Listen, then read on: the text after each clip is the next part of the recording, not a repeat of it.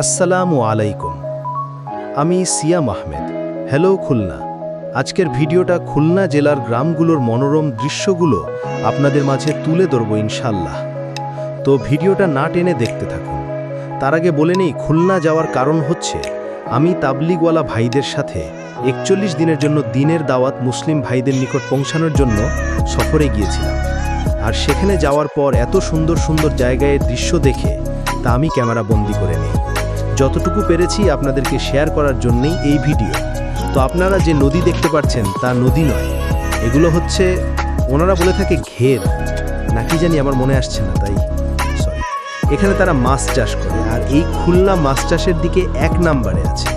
এই খুলনা থেকেই প্রত্যেক জেলায় মাছ যায় আর আমরা খেয়ে থাকি। আর আপনারা দেখতেই পাচ্ছেন এখানকার ওয়েদারটা কি সুন্দর। তো যাই হোক, ভিডিও আর লম্বা করব না। সবাই ভালো থাকবেন, সুস্থ থাকবেন। আসসালামু আলাইকুম ওয়া রাহমাতুল্লাহ।